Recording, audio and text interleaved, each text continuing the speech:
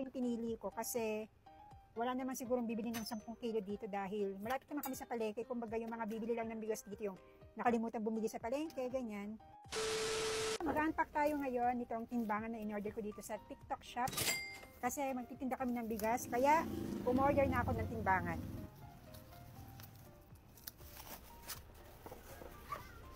So ito siya, ayan, General Master. Open na natin, charan. Oh, meron pang kasamang face mask at nakabubble wrap pa sa loob for safety. Ayan, o diba, nakabubble wrap na sa labas, nakabubble wrap pa rin sa loob. Oops, malalaglag. Wow, ang cute. Ito ang nagustuhan ko dito, kulay green siya kasi typical kulay blue at saka red.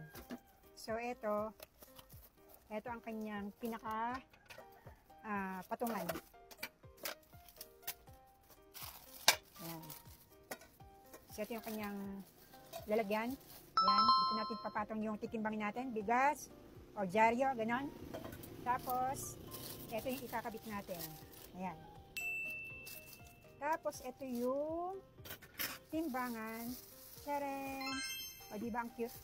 Capacity nito ay 5 kilos. Ang talaga yung pinili ko kasi wala naman sigurong bibili ng 10 kilo dito dahil malapit naman kami sa palengke. Kumbaga yung mga bibili lang ng bigas dito yung nakalimutan bumili sa palengke, ganyan. So eto, tanggalin natin yung pinaka. Yan. Nakatali pa kasi siya. Nakatali siya ng, ano ba tawag dito? At basta yun, nakalimutan ko na.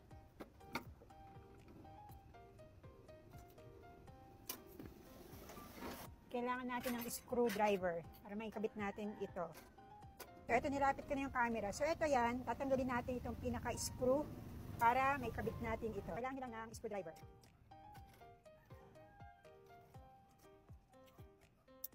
Malagpit na.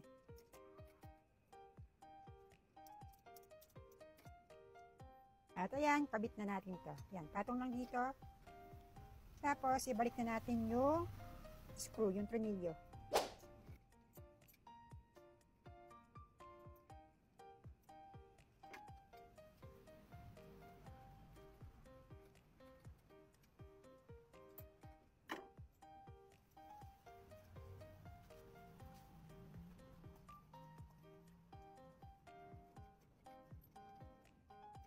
Ipitan niyo lang para siguradong hindi matatanggal yung yung tornilyo.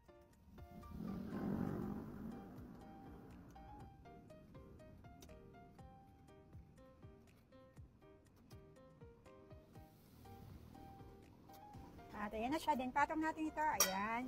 Tapos hindi nakasentro itong number, itong timbangan. So yan ang gagawin nyo. I-adjust itong nasa gitna. Ayan. Ayan. So, pag nakikita nyo nakapaling siyang ganyan, i-adjust nyo lang ito. Kailangan nakapatong na to. So, yan. Ganyan lang siya. And that's it. Pwede na kayo magtimbang. At ayan, 1, 2, 3, 4, 5 kilos ang capacity nitong timbangan. Ayan, 5 kilos. So, ayan siya. And then, ang kulay nito ay kulay green. Ayan. At ang tak nito ay General Master. So, maraming klase ng timbangan. Iba't iba yung brand. Kaya lang kasi, mas pinili ko ang General Master kasi mas maganda ang quality pag General Master ang tatak ng timbangan. Meanwhile, so ito nga pala itinda namin bigas, ayan, Pandan Original. So sa mga gusto dyan magtinda ng bigas, marirecommend ako po sa itong Pandan kasi talagang maganda pala itong isaing. Actually, niluluto namin bigas, long grain.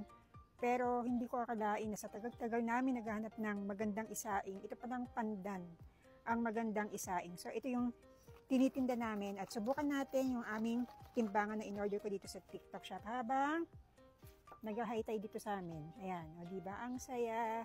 Wala pa tayo sa Nabotas, wala tayo sa Malabon. Nandito po tayo sa Bulacan. So, halimbawa may bibiling bigas. So, ito na siya. Nilagay ko na dito sa plastic. So, ayan. At ang timbang niya ay 600 grams. So, ganun lang kasimple ang gamitin itong timbangan na ito na General Master ang tatak at ang timbang nito ay hanggang 5 kilos. Ayan. So, ganyan na siya kadaling gamitin. Tapos, halimbawa, hindi nakatapat sa zero itong guhit na to, itong kulay red. Ang gagawin nyo lang, i-adjust itong nasa ibabaw. Ganyan lang. Kailangan naka-zero yan. Para tama yung pagtitimbang nyo ng halimbawa, bigas or kung ano man yung titimbangin nyo sa tindahan nyo. So, ganyan lang siya kasimpleng gamitin. Sa mga naghanap po dyan ng timbangan na sulit gamitin at talagang matibay kasi General Master po ang tatak nito. Mag-check out lamang po kayo dito sa aking TikTok shop at i-click nyo ang Yara Basket.